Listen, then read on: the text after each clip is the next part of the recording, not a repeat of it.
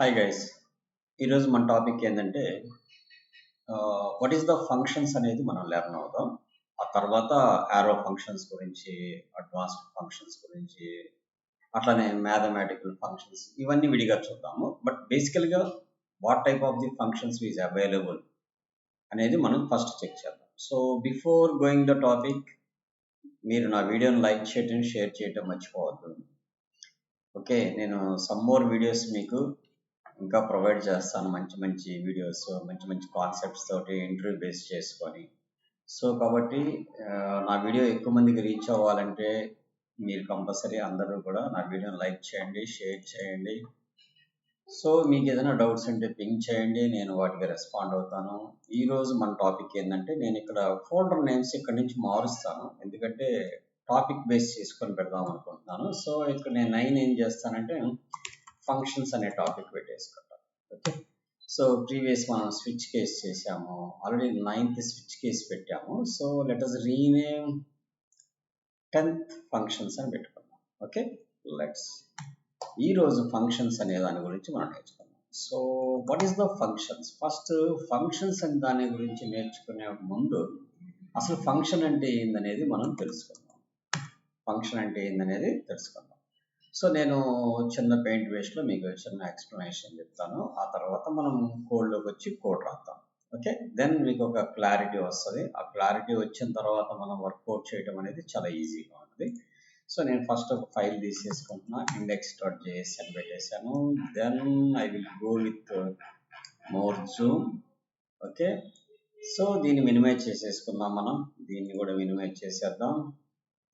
we need to discuss about the functions. What is the functions?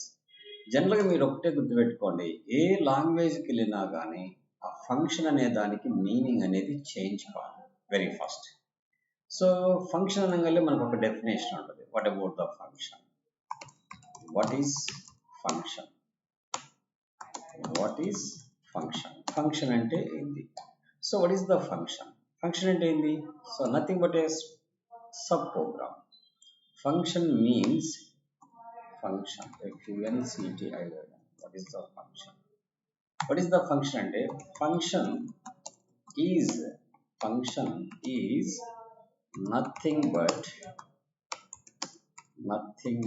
a small program. A small program. So functions అంటే మనం special ఏం లేదు, అక్కడ చిన్న programme సపరేట్గా రాసుకొని when ever we need of that we can call that. So అంటే function అంటే ఏ స్మాల్ ప్రోగ్రామ్ రాద్దాం. ఈ ఫంక్షన్స్ యొక్క బెనిఫిట్ ఏంటి? What is the benefits of the functions? To reduce the program size. Program యొక్క సైజ్ని రెడ్యూస్ చేసింది. అలానే to increase the efficiency of the program. To increase the efficiency of the program.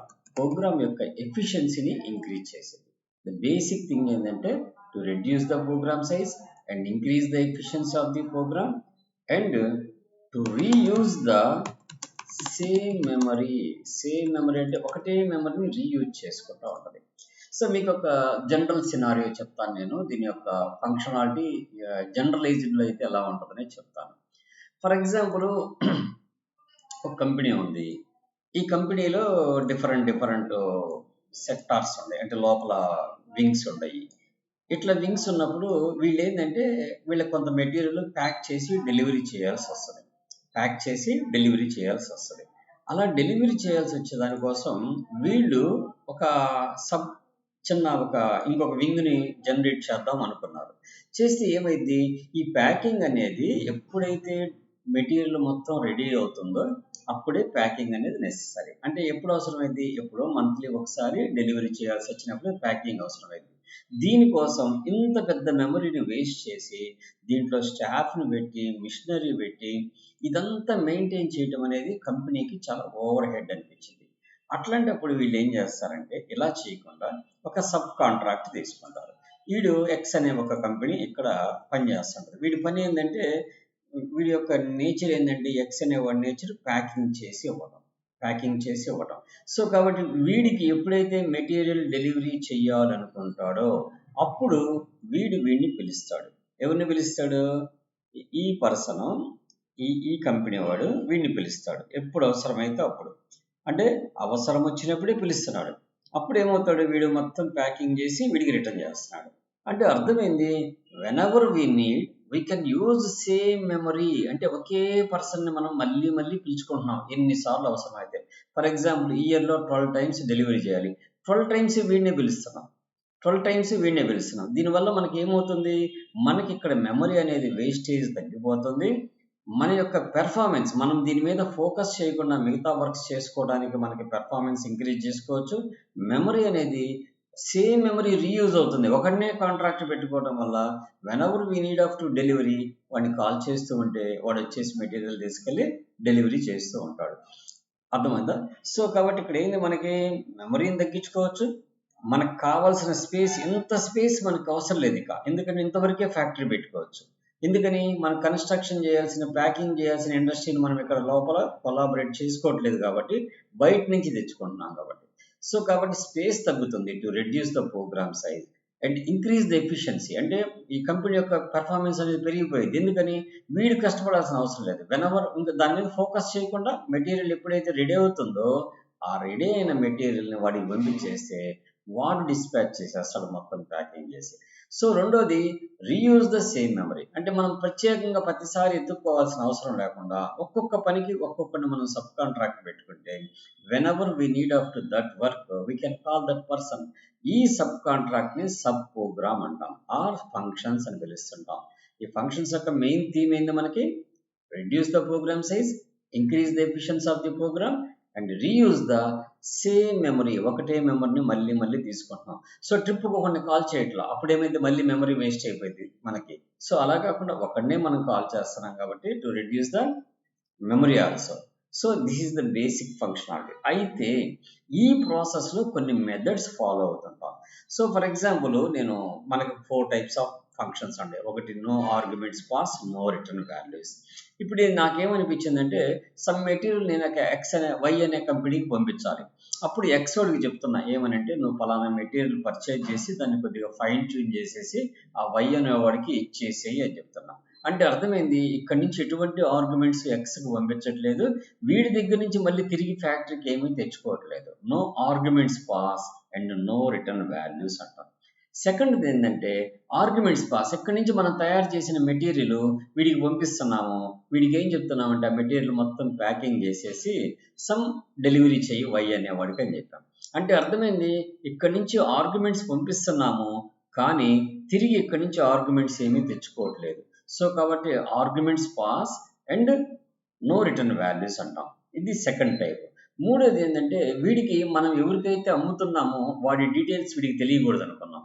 అట్లాంటప్పుడు ఏం చేస్తాము, ఇక్కడి నుంచి మెటీరియల్కి పంపిస్తాము, వీడి ప్యాక్ చేసి మళ్ళీ తిరిగి మనకు తెచ్చిస్తాడు. దాన్ని arguments pass but no return values అని పిలుస్తున్నాం. అలా కాకుండా మనం మెటీరియల్ పర్చేజ్ చెయ్యము, వాడినే పర్చేజ్ చేసి వాడినే ప్యాకింగ్ చేసి అవి తెచ్చి మనకి ఇవ్వమన్నాం అనుకో, దాన్ని ఏమంటామంటే no arguments pass but return values అంటాం. బేసికల్గా దీస్ 4 టైప్స్ ఆఫ్ ఫంక్షన్స్ మనకి అవైలబిలిటీ ఉన్నాయి అనమాట. సో నెక్స్ట్ పోతే, ఈ ఫంక్షన్స్ రాసేటప్పుడు మనం జనరల్గా కాలింగ్ ఫంక్షన్, కాల్డ్ ఫంక్షన్ అంటాం. జనరల్గా జావా స్క్రిప్ట్లో మనకి ఫంక్షన్ అనే కీవర్డ్ వాడాలి, ఆ తర్వాత ఫంక్షన్ నేమ్ రాసుకోవాలి, ఆ తర్వాత ఆర్గ్యుమెంట్స్ యొక్క లిస్ట్ని మనం స్పెసిఫై చేయాలి, దాని తర్వాత మనకి కావాల్సిన స్టేట్మెంట్స్ అన్నీ కూడా మనం రైట్ చేసుకోవాలి. What statements we need of to right inside of that function we can write.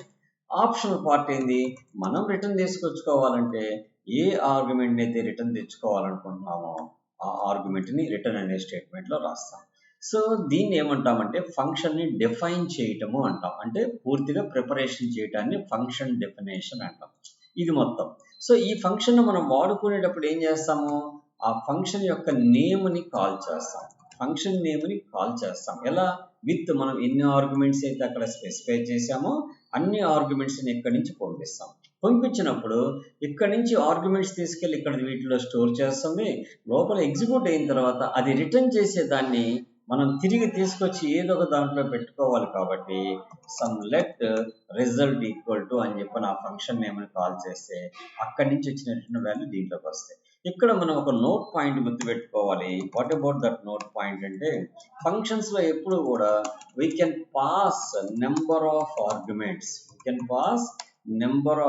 Arguments, but it return only one argument. It returns only one argument. మనం ఎన్ని ఆర్గ్యుమెంట్స్ అయినా ఫంక్షన్ లోకి పంపించవచ్చు, కానీ అది తిరిగి తీసుకొచ్చే ఆర్గ్యుమెంట్ మటుకు ఓన్లీ ఒక ఆర్గ్యుమెంటే ఉంటుంది. That is the basic. ఇప్పుడు ఈ ఫంక్షన్ లో మనం పంపించే ఈ ఆర్గ్యుమెంట్స్ ఏమంటామంటే యాక్చువల్ ఆర్గ్యుమెంట్స్ అని పిలుస్తుంటాం అనమాట. ఈ ఆర్గ్యుమెంట్స్ ఏవైతే ఇక్కడికి వెళ్తున్నాయో వాటిని ఫార్మల్ ఆర్గ్యుమెంట్స్ అని చెప్పి పిలుస్తుంటాం అనమాట. This is the actual arguments and this is the formal arguments అని పిలుస్తున్నాం. This is the basic functions. మనం ఈ ఫంక్షన్స్ మీద ఇప్పుడు ప్రోగ్రామ్స్ అనేది స్టార్ట్ చేద్దాం. ఓకే, లెట్స్ మనం క్లోజ్ చేసేద్దాం ఇక్కడి నుంచి. Then we can move on to the VS code. First step ఏం చేద్దామంటే నేను ఇక్కడ రాస్తాను ఒక్కొక్కటి. No arguments pass and no return values. No arguments pass and no return values. ఎటువంటి రిటర్న్ వాల్యూస్ తీసుకురాకుండా ఎలా చేస్తాము అనేది ఇక్కడ చేద్దాం. సో మనం ఎటువంటి ఆర్గ్యుమెంట్స్ పంపించండి, ఎటువంటి రిటర్న్ తెచ్చుకోవట్లేదు. వెరీ సింపుల్ మెథడ్లో రాస్తాను నేను. తర్వాత వాటి గురించి మనం నెక్స్ట్ ప్రాజెక్ట్స్ చేసేటప్పుడు బాగా ఎలాబరేట్గా చేద్దాం. ఇక్కడ నేను ఒక ఫంక్షన్ని డిఫైన్ చేసుకుంటున్నాను. ఆ ఫంక్షన్ నేమ్ ఏంటంటే మనం రాసే పేరు షో మెసేజ్ అని చెప్పి పెట్టుకున్నాను ఆ ఫంక్షన్ నేమ్. ఓకే, ఈ ఫంక్షన్లో నేను ఏదైతే ఎప్పుడైతే మనం కాల్ చేస్తామో అప్పుడు నాకు ఒక మెసేజ్ కనపడాలి, వెల్కమ్ టు మై ప్రోగ్రామ్ అని చెప్పని రాసేసాను. Okay, welcome to my program అని రాసాను. ఎప్పుడైతే నేను ఇక్కడ షో మెసేజ్ అనేది కాల్ చేస్తానో ఆ ఫంక్షన్ అనేది ఎగ్జిక్యూట్ అయిపోయింది. ఇప్పుడు మీరు రన్ చేయండి, రన్ చేయగల కింద అవుట్పుట్ అనేది ప్రింట్ అయిపోయింది. ఏమని ప్రింట్ అయింది? Welcome to my program. ఈ ఫంక్షన్ పిలిచినప్పుడు ఇక్కడ నుంచి ఎటువంటి ఆర్గ్యుమెంట్స్ దీంట్లోకి ఎత్తగలట్లేదు, ఇక్కడ నుంచి తిరిగి ఎటువంటి ఆర్గ్యుమెంట్స్ తీసుకురావట్లేదు. కాబట్టి దీన్ని no arguments pass and no return values అంటాం. వెరీ సింపుల్ చెప్పాలంటే.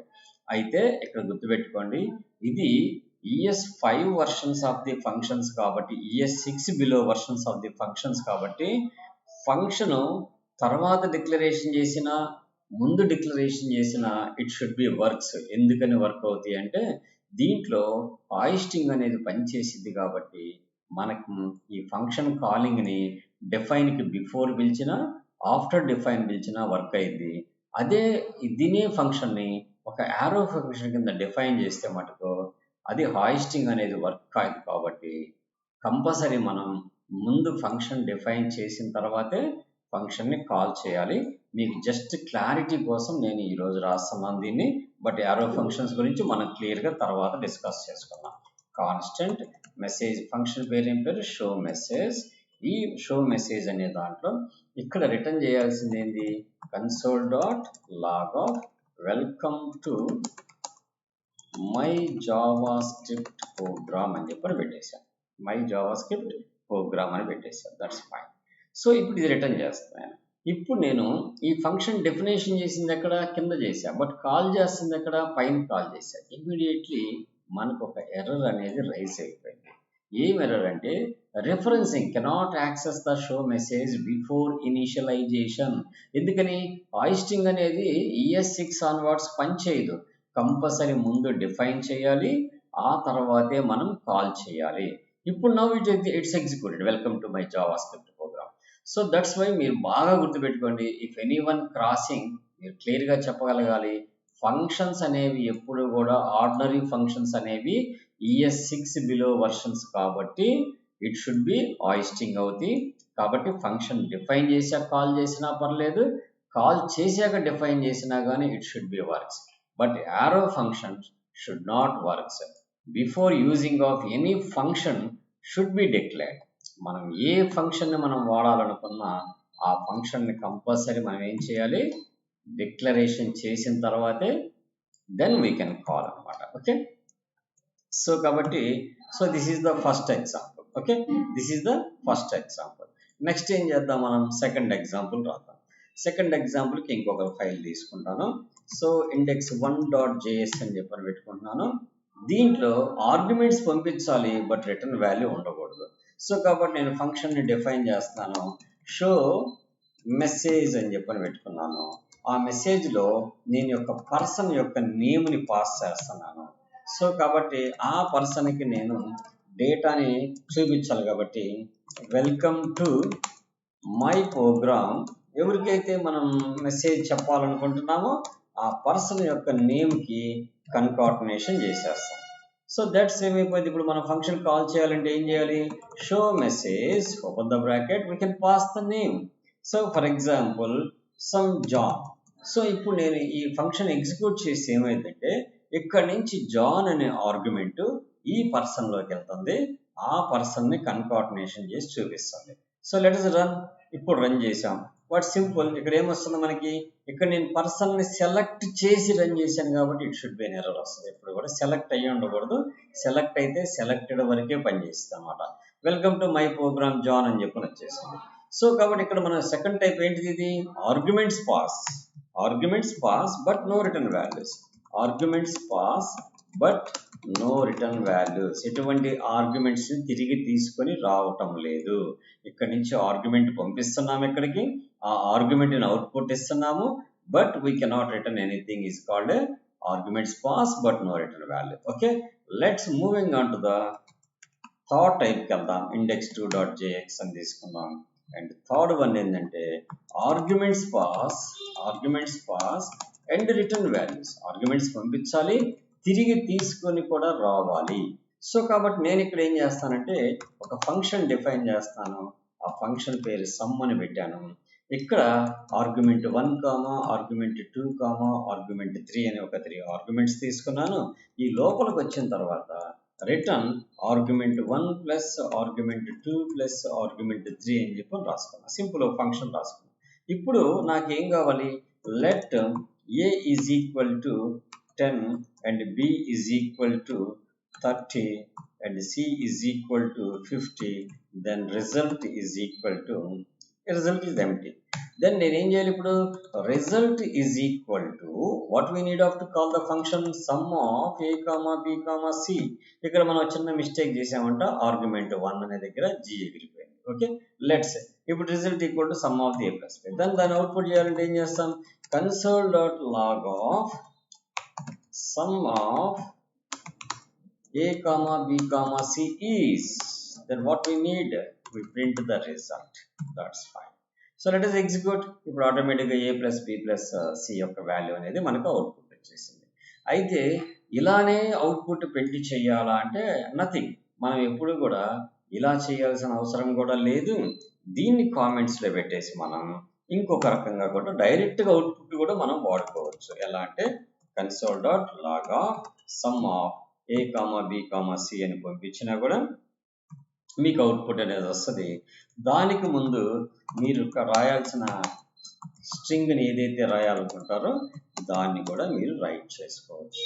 Okay, let's execute this. Automatically the same result should be return, nothing to difference. ఎప్పుడు ఇలా వాడతాము అంటే మనకి ఎప్పుడైతే ఈ రిజల్ట్ అనే దాంతో సమ్ మోర్ క్యాలిక్యులేషన్ అవసరమైందో అప్పుడు ఈ టైప్ ఆఫ్ స్టేట్మెంట్స్ యూజ్ చేస్తాను. ఒక సింగిల్ అటెంప్ట్ తోటి మనకి ఇంకా తర్వాత అవసరం లేదు అనుకుంటే ఈ టైప్ వాడతాం. సో మనకు అనిపించవచ్చు ఇప్పుడు ఏంటంటే ఈ చిన్న దానికోసం మళ్ళీ ఒక సబ్ ప్రోగ్రామ్ రాయాలా, దాన్ని కాల్ చేయాలా, ఇదంతా వేస్ట్ కదా, డైరెక్ట్గా ఇక్కడే result equal to a plus b plus c అని రాసుకోవచ్చు కదా అంటారు.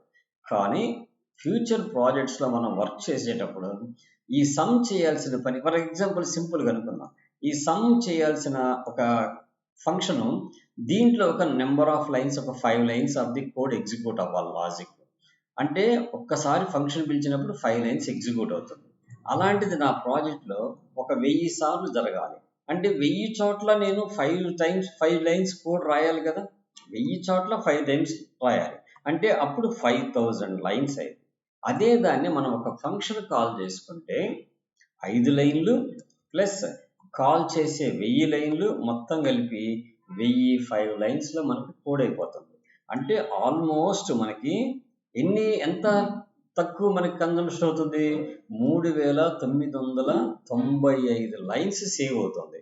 సో కాబట్టి ఫంక్షన్స్ వల్ల మనకి బెనిఫిటే కానీ లాస్ అనేది ఉండదు అనమాట. ఓకే, అయితే మనం చిన్న రాసేటప్పుడు మనకి పెద్దగా వేరియేషన్ కనపడదు, బట్ లార్జ్ వర్క్ ప్రాజెక్ట్స్ చేసేటప్పుడు ఇది యూజ్ అయ్యింది. కానీ మనం లెర్న్ చేసేటప్పుడు ఎప్పుడు కూడా చిన్న కాన్సెప్ట్స్తోనే దాని కాన్సెప్ట్ మనకి క్లియర్గా అర్థమైతే ప్రాజెక్ట్స్ చేసేటప్పుడు చాలా ఈజీగా ఉంటుంది. This is the arguments pass and return values. And fourth one మనకి ఏంటంటే no arguments pass but return values అనేది కావాలి. No arguments pass but return values. ఇక్కడి నుంచి నేనేం పంపించను కానీ తిరిగి నాకు వాల్యూ రావాలి. ఓకే, సో అట్లాంటప్పుడు మనం ఏం చేస్తామంటే ఇక్కడ నేను ఒక ఫంక్షన్ డిఫైన్ చేసుకుంటున్నాను. ఏరియా అనే ఫంక్షన్ డిఫైన్ చేసుకొని ఇక్కడ నేను ఏం చేస్తానంటే let radius is equal to some value ఉంది అండ్ పై ఈక్వల్ టు 3.1416 అనే వాల్యూ ఉంది. సో ఇక్కడ నేను రిటర్న్ చేయాల్సింది ఏంది, ఏరియాని రిటర్న్ చేయాలి. సో కాబట్టి రిటర్న్ పై ఆర్ స్క్వేర్ పిఏ ఇంటూ ఆర్ని రిటర్న్ చేసేసాం. సో ఇక్కడికి వచ్చిన తర్వాత మనం ప్రింట్ చేయాలంటే console dot log of just area అనే ఫంక్షన్ కాల్ చేసి సో ఇక్కడ మనం రాస్తాం ఏరియా ఈజ్ అని రాస్తే ఆటోమేటిక్గా ఆ ఏరియా అనేది రిటర్న్ వచ్చేస్తుంది. సో ఇక్కడ మనకి ఏమనిపిస్తుంది అంటే ఇది ఒక ఫిక్స్డ్ కదా అనిపిస్తుంది, కానీ తర్వాత మనం ఫ్యూచర్లో ఈ రేడియస్ అనే దాన్ని ఇంటర్నల్గా రీడ్ చేయడం ఎలా అనేది చూస్తాము త్రూ డామ్ మ్యానిపులేషన్ ద్వారా. అప్పుడు మనకి దీని బెనిఫిట్ అనేది తెలిసింది. ఎట్ ప్రెసెంట్ అయితే మనకు పర్పస్ ఏంటంటే no arguments pass but return values. So fourth one ఏంది no arguments pass but return value. That's fine. So now we can execute this. It should be print the area. Okay, ఇది మొత్తం మనం 4 types లో రాసేది. ఇది కాకుండా మనకి ఒక స్పెషల్ ఫెసిలిటీ జావా స్క్రిప్ట్ లో ప్రొవైడ్ చేశారు. ఏంటిది, జావా స్క్రిప్ట్ లో మనకి ప్రొవైడ్ చేశారు. వాట్ అబౌట్ దట్ అనేది ఈ 4th ప్రోగ్రామ్ లో చూద్దాం. ఏంటిదంటే అది డిఫాల్ట్ డిఫాల్ట్ వాల్యూస్ అని. సో ఫర్ ఎగ్జాంపుల్ నాదొక ట్రైనింగ్ ఇన్స్టిట్యూట్ అనుకున్నాం. ఈ ట్రైనింగ్ ఇన్స్టిట్యూట్లో ఒక ఫంక్షన్ ఉంది. ఈ ఫంక్షన్లో స్టూడెంట్ యొక్క నేమ్ వస్తుంది, ఆ తర్వాత వాడి యొక్క సిటీ వస్తుంది. అయితే నా ఓన్ సిటీలో నేను ఉన్నాను కాబట్టి మోస్ట్ ఆఫ్ ది పీపుల్ నా సిటీలోనే ట్రైనింగ్ అవుతారు కాబట్టి నేను దాని గురించి షో వెల్కమ్ అని చెప్పని పెడతాను, షో మెసేజ్ అని పెడతాను.